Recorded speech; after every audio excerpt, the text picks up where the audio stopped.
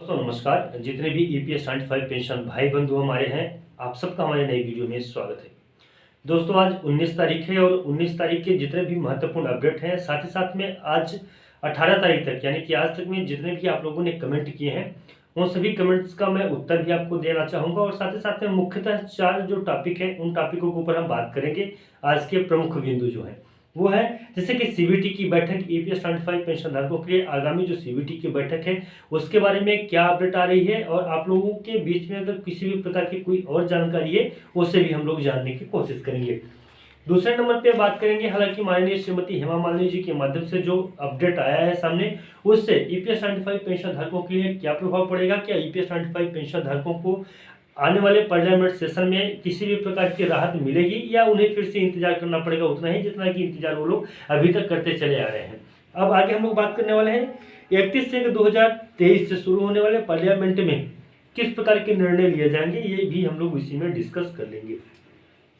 चौथा नंबर पे है सरकार पर निशाना। जो ईपीएस 95 पेंशन धारक हैं वो कुल मिला के सरकार पे निशाना साध रहे हैं। सरकार पे निशाना साधने का मुख्यतः क्या है और राज्य कर्मचारियों से ज़्यादा पेंशन की बात जब इसके पहले कही गई थी वो क्या था, पूरी की पूरी जानकारी हम लोग जानेंगे आज के अपनी इस नई वीडियो में। साथ ही साथ में एक 5वां नंबर का मैं एडिशनल ऐड करता हूँ इसमें कि आप लोगों के लिए ईपीएस 95 पेंशन धारकों के लिए क्या है आज की अपडेट, उसे भी हम लोग साझा करेंगे। टोटल 5 टॉपिकों के ऊपर हम लोग चर्चा करेंगे, 5 टॉपिकों के ऊपर हम लोग बात करेंगे। तो सबसे पहले मैं आपको बता दूं सीबीटी की बैठक बारे में। बहुत सारे लोग बताते हैं कि सीबीटी की बैठक जो है तो इसी जनवरी में होने वाली है, लेकिन मैं आपको बता दूं कि जनवरी में सीबीटी की बैठक है या नहीं है इस पे अभी किसी भी प्रकार का कोई अपडेट सामने निकल के नहीं आया है। तो आप लोग यह कंफर्म न कर लें अभी से कि ईपीएस 95 पेंशन धारकों की पेंशन में वृद्धि को लेकर सीबीटी की बैठक इसी जनवरी में है। दूसरे नंबर पे है माननीय श्रीमती हेमा मालिनी जी ने कल के डेट में एक बहुत बड़ा बयान दिया है। ईपीएस 95 पेंशन धारकों की पेंशन में वृद्धि को लेकर उन्होंने बोला है कि आने वाले पार्लियामेंट में वो चर्चा करेंगे। सबसे पहले अगर मैं खुल के विस्तृत रूप से बात इसमें अलग से वीडियो बना दिया हूँ उसे आप लोग देख लीजिएगा, लेकिन मैं अगर आपको बता दूं कि माननीय हेमा मालिनी जी से जब मुलाकात हुई थी तब उनसे यह बताया गया, ईपीएस 95 पेंशन धारकों की सारी समस्याओं को बताया गया, किस प्रकार से माननीय सुप्रीम कोर्ट से फैसला सामने आया और किस प्रकार से ईपीएस 95 पेंशन धारकों के लिए ईपीएफओ ने सर्कुलर जारी किया। ये सारी बातें होने के बाद में ईपीएस 95 पेंशन धारक जो तो बिल्कुल उनके साथ में बातचीत किए बिल्कुल गहनता के साथ में, लेकिन उसका निष्कर्ष क्या निकला। माननीय श्रीमती हेमा मालिनी जी ने आने वाले पार्लियामेंट के जो तो आने वाला जो पार्लियामेंट है उस सेशन में बात करने की बात कही है, और उस सेशन में बात क्या होगी वो उससे हम लोग जानेंगे आगे। तो सबसे पहले मैं आपको बता दूं यहाँ पे कि जो 31/1/2023 से शुरू होने वाला है पार्लियामेंट में, उस पार्लियामेंट में ईपीएस 95 पेंशन धारकों के लिए क्या हो सकता है। हालांकि मैं आप लोगों को एक बात और याद दिला दूं कि इसके पहले भी कई सारे पार्लियामेंट्स के सेशन आए चले गए, जिसमें कई बार मंत्री मिनिस्टर एमएलए लोगों ने समय समय पर ईपीएस 95 पेंशन धारकों की पेंशन में वृद्धि को लेकर बात उठाई और उस बातों पे जवाब भी मांगे गए। यही श्रम मंत्रालय से जवाब मांगे गए थे कई बार, जो तो 3-3, 4-4 महत्वपूर्ण प्रश्नों के साथ में ईपीएस 95 पेंशन धारकों की पेंशन में वृद्धि को लेके जो तो जवाब मांगे गए थे, सवाल जवाब हुए थे। उस सवाल जवाब में ईपीएफओ और साथ ही साथ में अगर हम बात करें श्रम मंत्रालय की तरफ से, तो श्रम मंत्रालय की तरफ से यही बात कही गई थी कि ईपीएस 95 पेंशन धारकों की समय समय पे जिस प्रकार से व्यवस्था बना है, जो समय समय आते गए हैं, उस समय समय पे पूर्ण रूप से जो तो ईपीएस 95 पेंशन धारकों की देखभाल की जाती है, यानी कि उनके पेंशन में किस प्रकार से वृद्धि, क्या उनका कैलकुलेशन है, किस प्रकार से आगे का जो तो मतलब की गणना बनाई जाती है, साथ साथ में बजट से संबंधित भी बात की जाती है। लेकिन ईपीएस 95 पेंशन धारकों के पेंशन में वृद्धि की अगर बात कही जाए तो आज तक ईपीएस 95 पेंशन धारकों की पेंशन में वृद्धि नहीं हुई है। यहीं पे अगर उनसे पूछा जाता है तो वो बताते हैं कि 2014 में ईपीएस 95 पेंशन धारकों की पेंशन में वृद्धि हुई थी, 1.6% की पेंशन में वृद्धि हुई थी, यह बात कह दी जाती है। लेकिन अगर बात वास्तविकता में देखा जाए तो 2014 के बाद में क्या महंगाई भत्ता नहीं बढ़ी है, क्या राज्य सरकार कर्मचारियों को महंगाई भत्ता नहीं मिलती है।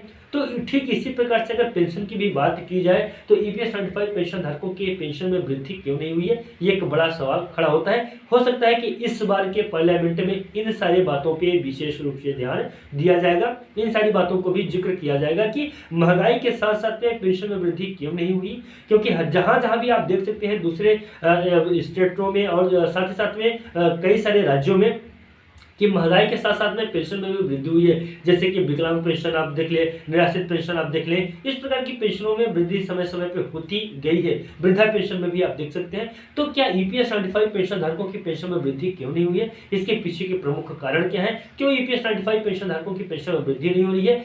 समय के अनुसार और नियम के अनुसार, ईपीएफओ के संपूर्ण नियमों के अनुसार ईपीएस 95 पेंशन धारकों की पेंशन में वृद्धि क्यों नहीं हो रही है? और जितना उन्होंने कंट्रीब्यूशन उस समय उनसे मांगा था, वो ईपीएस 95 पेंशन धारकों ने अपना कंट्रीब्यूशन भी किया था। इसके बावजूद भी ईपीएस 95 पेंशन धारकों की पेंशन में वृद्धि नहीं हुई है। जो अगला सवाल है बहुत ही महत्वपूर्ण है, ईपीएस 95 पेंशन धारकों के लिए सबको जानना चाहिए कि सरकार पर ईपीएस 95 पेंशन धारकों ने निशाना साधा है। निशाना साधते हुए सरकार को कहा है कि ईपीएस 95 पेंशन धारकों की पेंशन में वृद्धि सरकार करने के उद्देश्य में नहीं है, क्योंकि यह जो सरकार है वो पूर्ण रूप से जो तो व्यापारियों की तरह व्यवहार कर रही है।